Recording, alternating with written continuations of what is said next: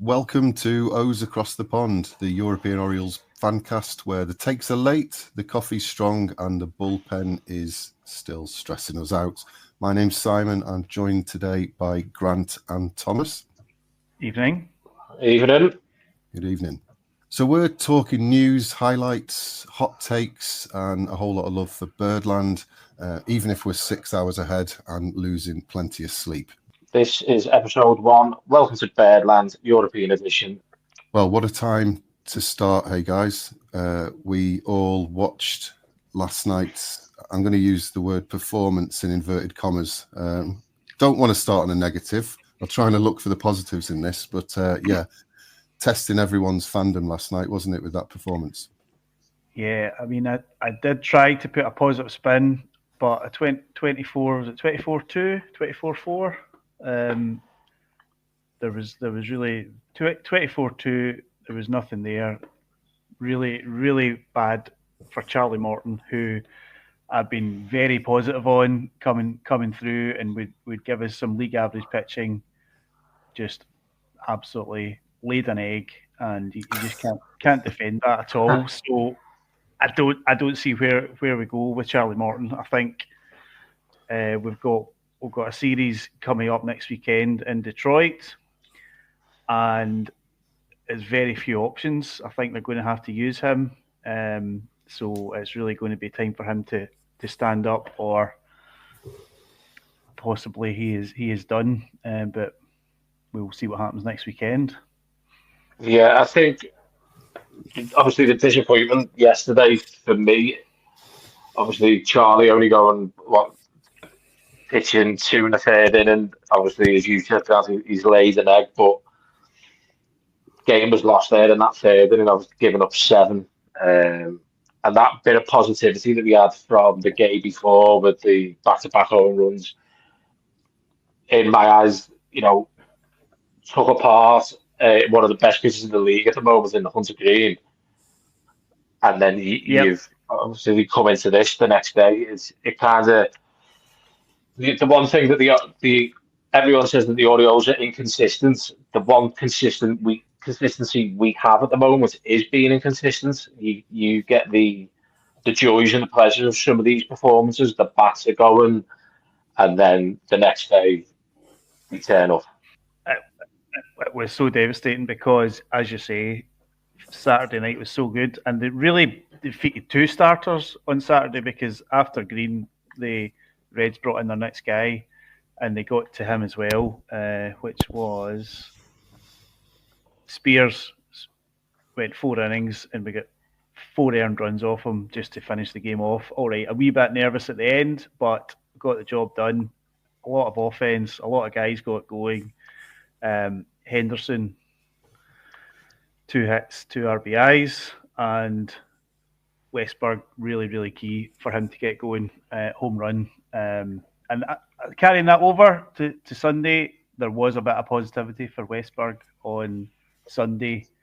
Get 2 hits. It's really, really important that he gets going, because this team, although we're currently dying on the pitching, it will live and die on the offense.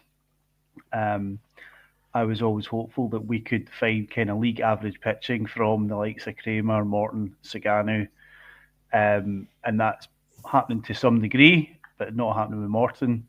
But if we don't get the hitting, if we don't get the offense, that's not going to happen. And this season, this will be a wasted window, a wasted season. So Westberg is really, really important, because he was so good for us last year, getting really important big hits up the left field alley. He's been very poor after the first weekend, so hopefully this is him turned around, and we'll get some production. But again, still don't know what they're going to do with this fifth rotation spot. On the Morton situation, as painful as it is, and I'm sure he's hurting more than anyone else, although it didn't feel like it the other night, is how much, I'm not looking to apportion blame, and I can only imagine that if Drew French looks at his step count versus last year, it's significantly increased with the number of visits he's had to the mound. Yeah. How much responsibility of the coaching staff got to take on this, or is this a recruitment issue? Because the control is so bad. Yeah. What can they do to a point? I mean, if your control's that bad on a youngster, they can do things, but this guy's. I think that's a good question, Simon. I don't imagine there's a lot you can do with a 41-year-old veteran that's been around, seen it all, pitched in World Series, pitched in playoff teams, pitched in rubbish teams, had a rebuilt his career. I mean, he must know what he's trying to do. He's just not able to do it. And from a personal point of view, I'm sure he is trying his ass off. He is a professional. I'm sure he's a good teammate. It's not nice to see something like that happening, and we obviously saw it last year with names just escaped me. The closer, Craig Kimbrell, who's again signed as a veteran, possibly a low ceiling, high floor guy. They kept him going for a long time before they finally got rid of him. They've sunk 15 million into Morton's salary. I don't know if that is a factor. If that salary becomes a sunk cost that they have to move, they don't want to move on from. I'm sure they won't. I'm sure they'll give him every opportunity. He's certainly got a chance next weekend because there's just nobody else that can pitch in that game. Beyond that, they possibly go to Brandon Young again, and he gets another goal. I don't think it's anything to do with the coaching. I think it does come down to recruitment that Elias has gone and got a 41-year-old guy who, on a good day, is going to give his league average pitching. He's a long way from that at the moment, and there was no high ceiling there. There's lots of younger players you could have taken, or you could have tried to bring in. He's gone for the experienced guy that he knows from the Astros, and so far it looks like probably his biggest mistake since he's been at the Orioles.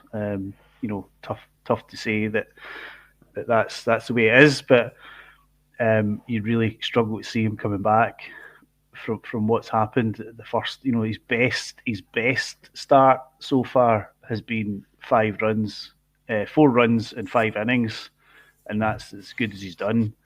So there's just no high ceiling there at all. I don't imagine the coaches, there's much they can do. I'm sure they're trying and suggesting things to him, but he's a veteran guy, and somebody's going to have to make a decision ultimately. If there was more options, they maybe would have made that decision, or they'll make it this week. I don't think there's an option at the moment, but really the Orioles are dependent on getting Zach Eflin back fit, hopefully at some point in May.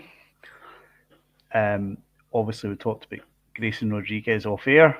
I've just got a slight positive news last week. No, negative news on Grayson Rodriguez last week, that he's had an MRI. He's wanting a second opinion. That doesn't sound like good news. It doesn't sound like he is going to be back anytime soon. So I think the Orioles pitching staff has got to proceed with the assumption that we've got Kyle Gibson coming up, and we'll hopefully get Zach Eflin back.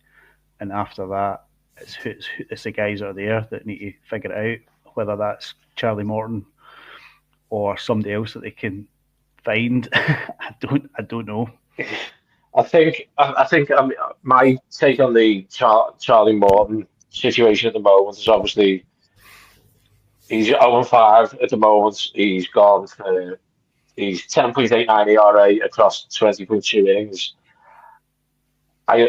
He's 41 years of age. He's on $15 million.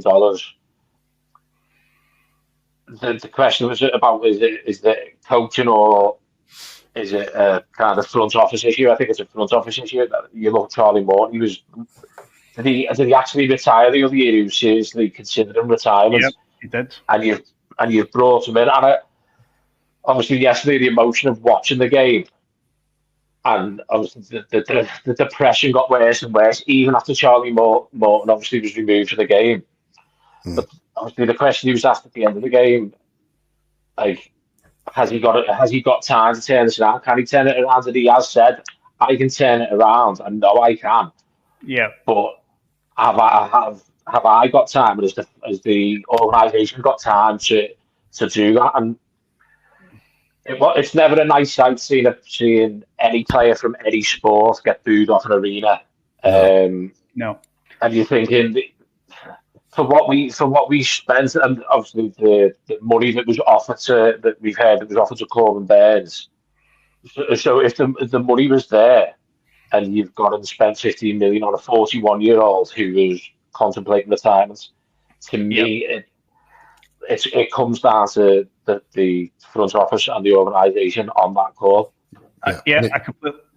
It smells a little bit like after the Burn situation, there was no plan B, or certainly nothing obvious, and then it's a bit disrespectful to say then it's like a desperation move, but I've heard that talked about online, and I wouldn't. That's what it sort of feels like, and it's not Morton's fault, is it? No, I don't think it was a desperation move. I think Elias is just trying to be a bit too clever. I think he's been very good at piecing it together year by year, and he thought, I could get another year out of Charlie Morton, and then we'll work out what we do next winter. If there's a big deal to be done there, they'll possibly extend Zach Eflin. There'll be other free agents. There'll be other trades to potentially happen. He's been very good at piecing it together, so he has shied away from the multi-year deals. I do think if the stories are true, and I'm sure there is some truth in them, that they were offering 200 million-ish in the region to Corbin Burns. That didn't happen, and they pivot to Charlie Morton. There's just no comparison there. You're not even giving yourself the same chance. So it does look like a mistake at this stage, and it's now a mistake because of so many injuries. I mean, the other factor with Charlie Morton is since spring training started, the Orioles have lost Grayson Rodriguez. They've now lost Zach Eflin. They've lost Trevor Rogers. They've lost Kyle McDermott. They've lost Albert Suarez, and they've lost Andrew Kittredge. So that is probably 6 people who would be either in and around the active roster, or would be the next men up for covering for injuries or when they need an arm. And basically that has eliminated all flexibility they have with the rotation. We'll basically get 4 guys there who are going to have to play this week, and they'll need to get Kyle Gibson up and running for Friday. And if any of that doesn't happen, I dread to think what they're going to do if somebody has a setback now. So to be fair to the front office, that is not something that's easy to deal with, to have that many injuries up to guys who would be in and around and would be getting used at this stage. And that's not even counting the long-term injuries. Every club has injuries. It's part of dealing with it. It does seem that we've been particularly badly hit in the last, certainly this season and second half of last season. Agreed. I think as well that I suppose it'd be easy for us to dwell on the Morton situation, but that you mentioned about Westberg getting two doubles. There are some other positives. What stood out for you, Thomas, on the positive side in terms of some key performances and standout plays over the last couple of series as well? For me, probably, obviously the big ones to come out of the Guardian series was Jackson Holiday Grand Slam. There was a lot of pressure on Jackson last year. Obviously, number 1 pick coming into the league, and then obviously dropping back down. He then came back up. There's still a few struggles there, but we can see an improvement. Obviously, you can see during the off season and spring training, he's changed things to do with his swing. Obviously, he has more of a toe tap now. Obviously, there's still improvements there for him. In large part, it hasn't been great from him again.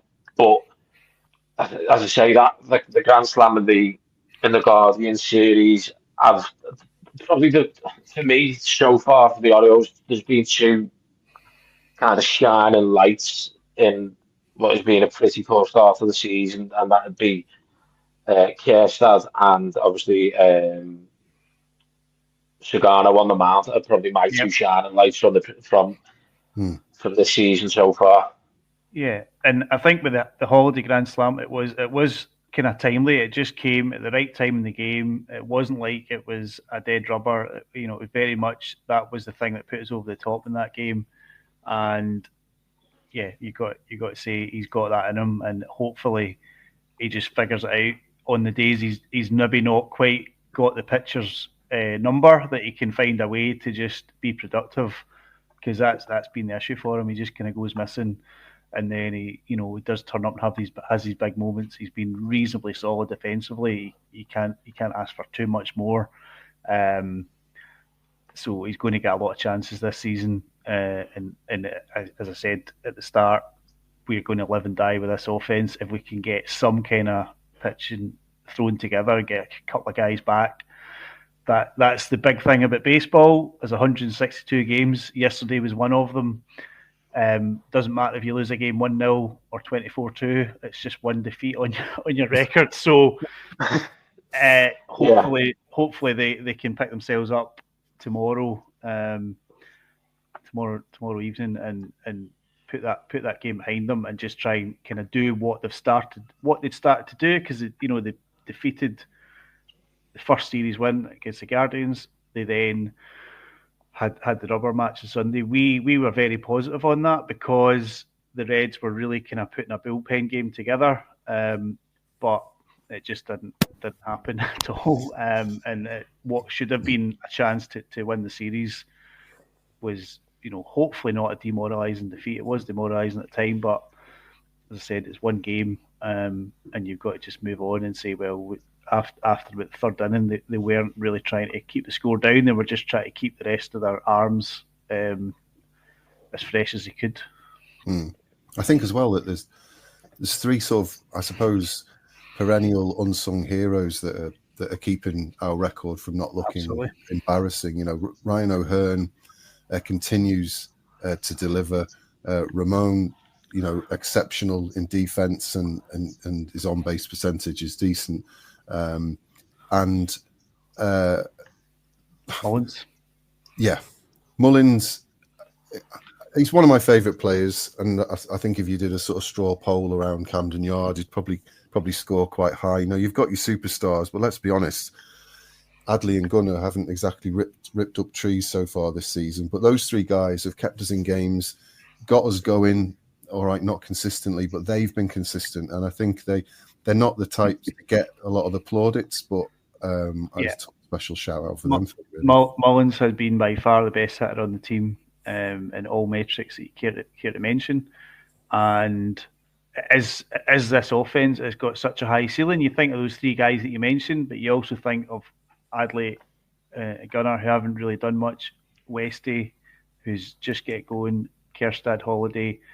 There's O'Neill, who started off hot, has cooled a bit. Mountcastle, there's such a high offense that you could put those guys 1 to 9 on any given night, whether it's against lefty pitching or right-handed pitching, and they have done a few times. They're just taking the game away from the opposition, and there's now been a bit more care going into the at bats. They're trying to get work counts a wee bit more than they were certainly last season at the start of the season.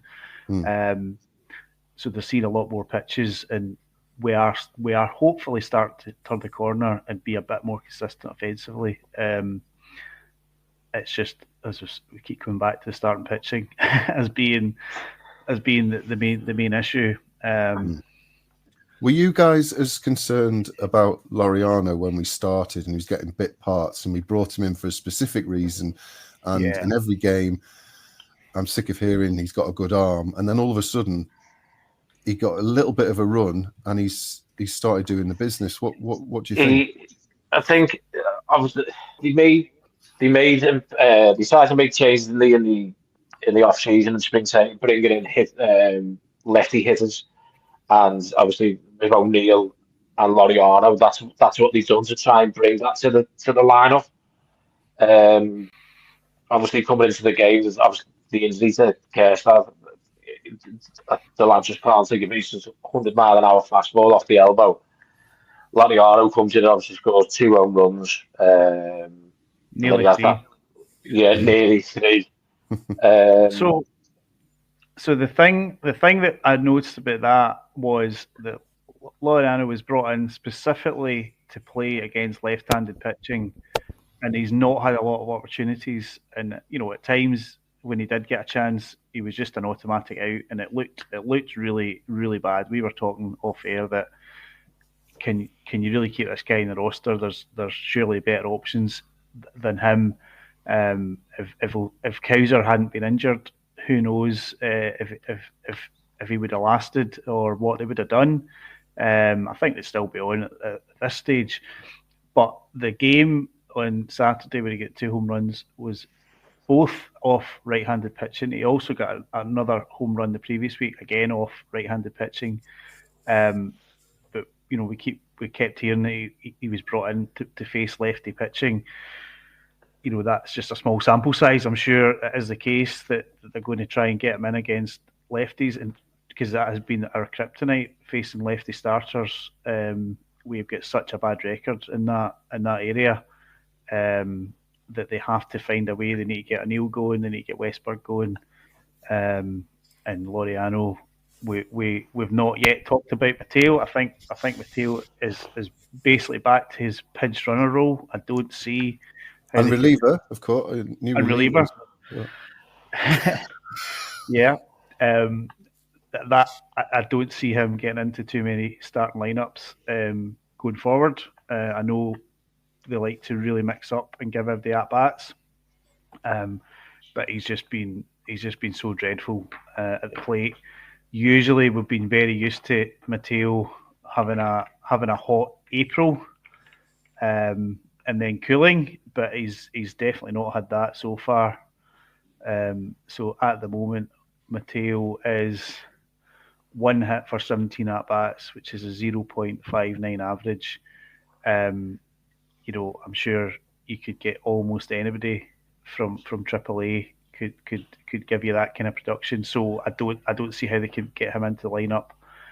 Do you think Mateo is on a?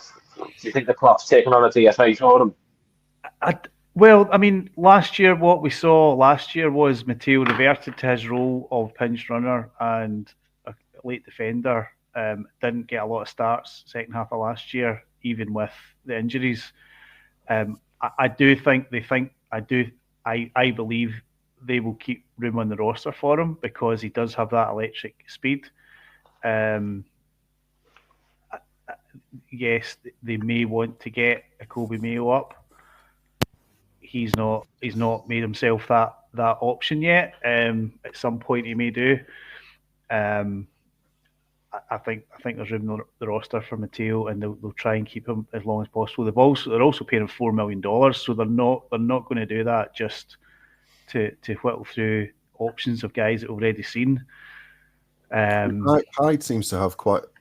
Like a lot of managers, there seems to be a certain loyalty to certain players as well, and I suppose we've all been proven wrong. I mean, there was a lot of people calling for his head last season and Darius as well. Yeah. And if we'd have wielded the axe too quickly on some of these, then I don't know, we'd be eating humble pie, I suppose, without really knowing it. And I suppose he hasn't had a consistent run. He's been played out of position a few times, and probably a little bit unfairly called out as well, hasn't he?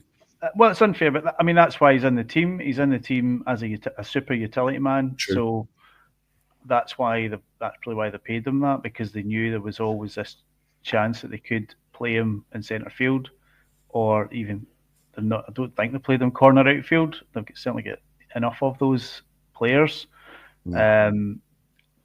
Yeah, in terms of his performance at the plate, it's difficult to see him getting a lot of at-bats, especially if like Loriano, Kjerstad, O'Hearn are all looking for a space in the lineup.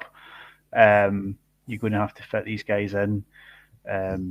So yeah, I don't see him playing a lot other than hopefully we get a close game where we get a pinch runner, but we've not had many of them yet. No, exactly. What's your take then, Thomas? I mean, because he is an exciting player once he's on base, isn't he? And we've got a lot of history with him, and he's been part of some fantastic games from us historically. But are you able to sort of park sentiment and see it more objectively, or? My take on, I think he should be on the DFA clock. I think Kobe Mayo is done enough now. I think the only thing with Kobe Mayo is probably his comments after spring training when he didn't make the roster. That might have set him back a little bit. But so he's in as a super utility. You look at some of the drop he had the other week. He had a play. Centre field. That play. I just think the time is coming for him, and I would like to see. I would love to see Kobe Mayo get recalled and have another chance in the big leagues. Yeah, I don't think many would argue with you. Well, before we look at let's hopefully look forward to a bright couple of next series. Before we do that, we needed to cover another sort of really important issue that's come up recently, and one that sort of struck everyone really who watched the recent game and listened to the commentary, and that was that Jim Palmer has never eaten a chicken wing. And I think it would be remiss of us not to cover that in an Orioles podcast. I mean, he's agreed that if he's covering a game, I believe, with Maston, that if there's another Grand Slam, he'll eat a chicken wing online. I used to work with a lady who'd never eaten a strawberry, which we found astonishing. And she said that she'd never eaten them because it was one of the hairy fruits. And there was a big build-up for weeks in the office, and eventually she ate a strawberry, and she never looked back. I think it was life-changing. I don't know if you've got any strange foods or common foods that you've never eaten or a take on it. Well, I've got thoughts on Jim Palmer, because Jim Palmer was born 6 weeks after the Second World War ended. So I think that tells you all you need to know about his diet and what he's doing. It's got to be working for him, because he's going to turn 80 this year, and he certainly doesn't look like it. So all credit to Jim. Yeah. I think if he does have to take one for the team and eat a chicken wing, hopefully it's an important Grand Slam that we get while he's on. But yeah, I think we could all take a leaf out of his book in terms of his lifestyle. I think I definitely could do with taking. I could definitely do with taking a leaf out of Jim Palmer. It'd be easier for me to list the food that I just won't eat. I think I've tried everything, so I could do with taking a leaf out of Jim Palmer's playbook there and probably putting the chicken wings down.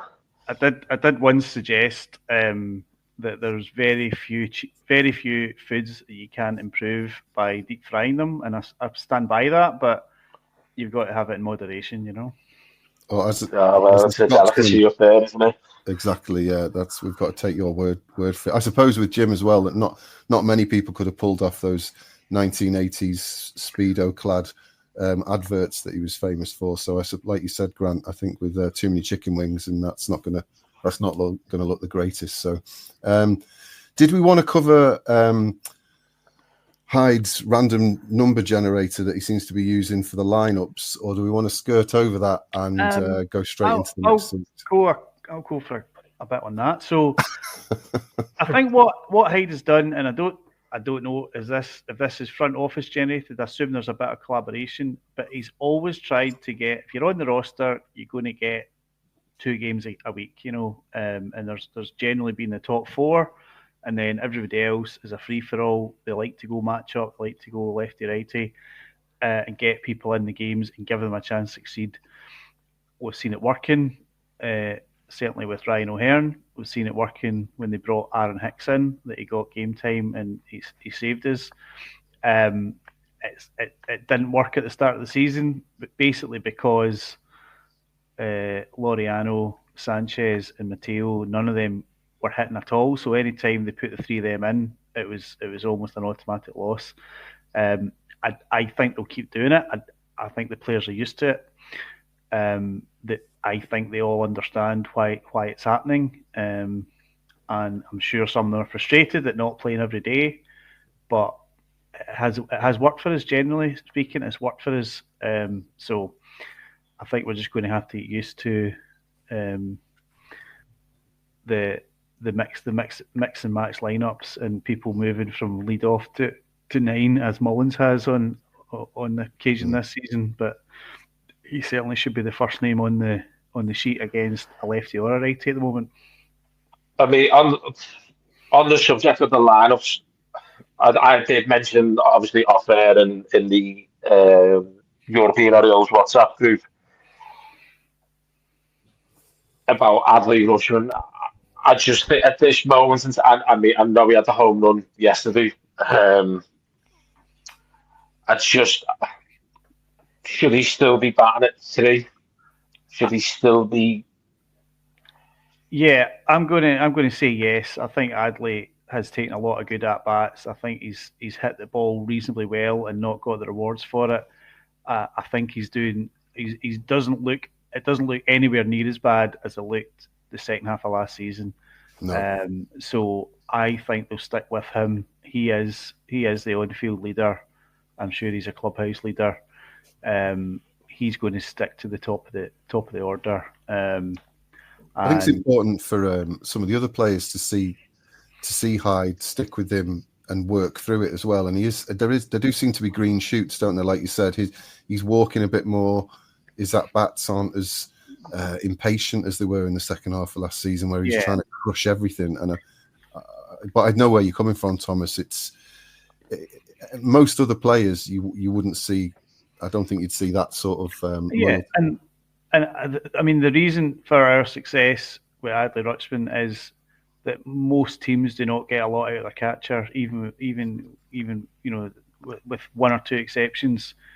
We're not getting much out of both of us. No, and that is something. They paid $8.5 million for Gary Sanchez. He's had his problems. He's never been a consistent hitter since his early days at the Yankees. He did do reasonably well last year. I'm sure that's where the contracts come from. But he's not doing it at all. And I think he's got 2 or 3 hits all season. Again, he's got to work that out because he's not going to play every day. If he was hitting well, he'd maybe get the odd DH day, or he would maybe let Adley rest, get off his feet a bit more. Again, it looks like you'd almost be better bringing a AAA guy up at this stage. I'm sure that's not the case. I'm sure Sanchez offers more behind the plate and the clubhouse, but hopefully it's just an early season thing and he can at least get some kind of production, because it's been tough to watch. Yeah, have you gone back to obviously Adley? I know the other day hit coach Tommy Joseph was asked, is this a continuation of the poor second half of 2024? He's come out and he said there's absolutely nothing wrong with Adley Rutschman, and as you say, the numbers do kind of point to that there isn't an issue. So no, more than anybody, I want to see him get back to the Adley that we know. Yeah, I'm less worried about Adley than I was at the end of last season. I think there was some kind of injury there that nobody really told us about. Yeah. And there just wasn't a replacement for him to catch every day. So I think hopefully we'll see him finally get on track, because we've got a series in Washington starting tomorrow. A Masson derby. Against Walgreens. So I mean that'll be, the 2 teams, very similar records coming in. Certainly the Nationals are hoping to be towards the end of a rebuild and get things going. We saw signs of that last year. They've got a lot of good pitching they've developed and have come through. So it's going to be tough. It's certainly not going to be the way some of these series with Nationals have gone in the last few years, when they've really been a bottom dweller and have had very little going for them. So we will hopefully see a bit more of what we saw against the Guardians, where we can get some offense, we can get some decent pitching. We've got Kramer, Sagano, and Povich going in that order. All been up and down, but Sagano looks to have settled down. Hopefully, he's going to be a higher ceiling guy than maybe we projected. Yeah, definitely need Kramer to be that guy that he's been, where he just turns up every 5 games and gives us 5 or 6 innings of competitive baseball. It's not been lights out by any stretch of imagination. He's had good days, he's had a few bad days, but he's had more good days. There's a lot of pressure on these guys now, given what's happened yesterday, and that we really have a 4-man rotation for all intents and purposes, a 3-man, because we don't know what Kyle Gibson's going to do. So these guys have got to show up this week and give the offense a chance to win the games. It's probably going to be a series that, on paper at the beginning of the season, we wouldn't have thought it was going to be as close as it probably is, which sort of tells the story of some of the things we've mentioned so far. But I remain hopeful. I'm slightly more worried about the Tigers series, I think. Well, even though they're struggling with some outfield injuries, I'm hoping that the Padres will knock their confidence before we get to them. Well, they've certainly look like they're going to be competitive this season. So let's worry about that when we get there. But we've got in that series, we've got to try and get a 2-1 victory in that to get something back on track, because things are going to run out of time. We keep going, losing every series 2-1. Absolutely. Yes. On that, I mean, what? Just before we sort of we finish up, I suppose, in terms of going into those series, I think it links back to what Elias was talking about in terms of lineups, and I just wonder if you've got any thoughts on that, because it's hard to predict who's actually going to play, which touches on what we mentioned earlier. But what do you? I mean, I can't even. So the biggest problem we've got this week is that we're facing 2 lefty starters. I don't think we've won a game where we've faced a lefty starter this year. If we have, it's only been one. So Tuesday we have got Mitchell Parker, who is sporting a 1.85 ERA, and then on Thursday's game it's scheduled Mackenzie Gore, who has got a 3.9 ERA, and he's up against Povich, so he probably doesn't even need to be on his game. That Povich is going to give up some runs at some point. So they are going to be the 2 toughest games, and then in the middle, we've got a righty, Trevor Williams, who's still, got a 2.03 ERA. So I mean, these are numbers that we are dreaming of. To have starters that are coming up that are giving you those kind of platforms. We need the offense get going, because they're not going to give us anything for free. We need to work these guys and get into the pen. Obviously, I was mentioning Elias's name there. There was a bit of talk, might have been earlier on last week, about actively working on extensions, and he mentioned about the lineup situation. Obviously, he wasn't exactly an open book when he was asked about it. Yep. Where does he stand on, obviously, Elias and the lineup situation, and then secondly, the contract negotiations? So we all know we want to get tied down. Yeah, the quote that I saw that was interesting was that the Elias, or the front office, do not dictate the lineups, but they do give the stats and they give the numbers to the bench. I'm sure there is a bit of synergy between what Hyde does and what the front office want him to do.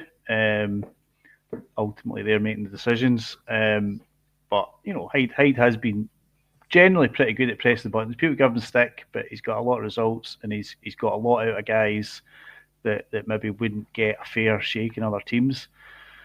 With regards to the contract negotiations, I think if there were serious negotiations happening and there was serious offers on the table, you would hear about them. There would be leaks, there would be rumours.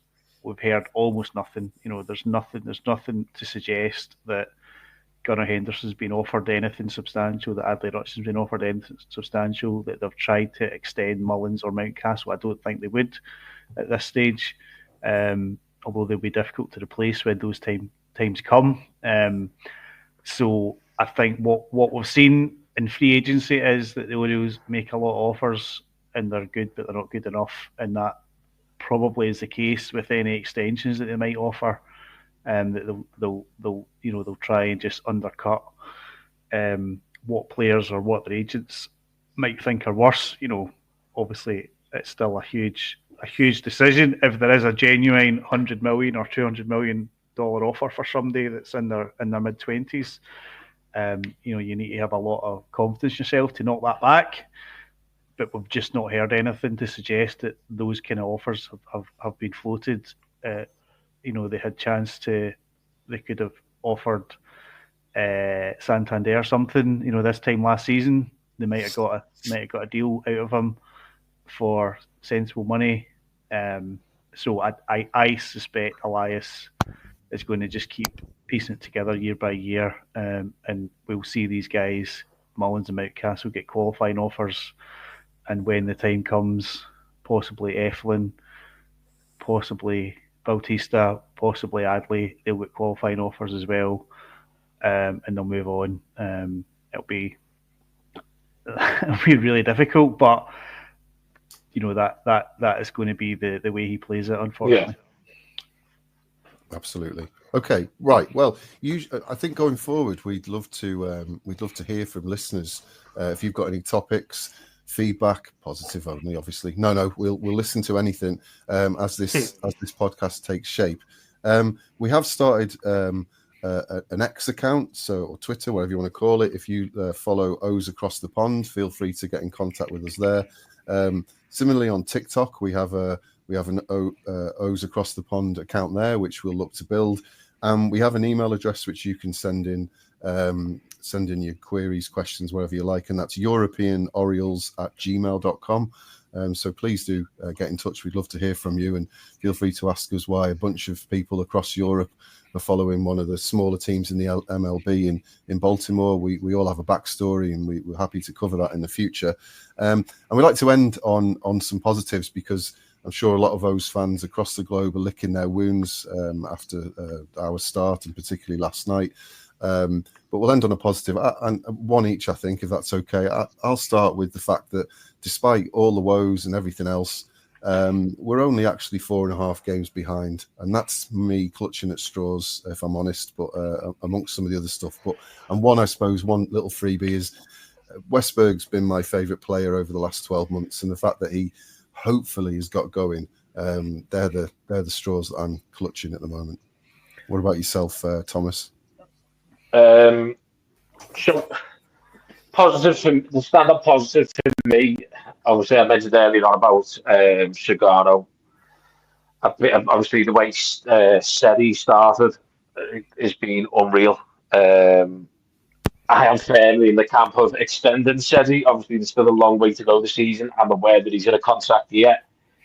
But Heston Kjerstad, for me, the coming back in, obviously after the injury to Cowder, and I think he's got 12 RBIs as he hit 3 home runs.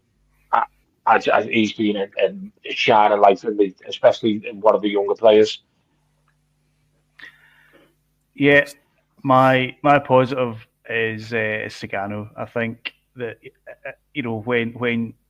when you follow a team like the Orioles that don't have star names, you're always looking for that. Who's that guy you're excited to see? every fifth day, and for me at the moment, that's definitely Sagano, and look forward to hopefully seeing him continue a pretty good start.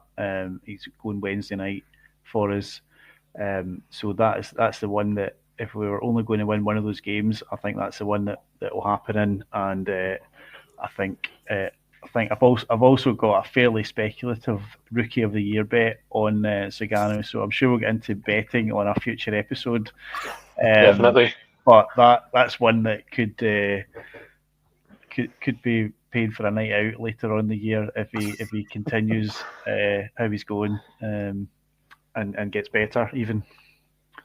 Well, fingers crossed. Right, well, it's hopefully it's been a good episode for those who are listening. We appreciate you tuning in. It's been lovely to chat amongst ourselves and for you to listen. We look forward to our next episode. We're looking to do this weekly. If you've got any feedback, let us know. We've been O's across the pond, and well, we'll see you next time. See ya. Thank you very much.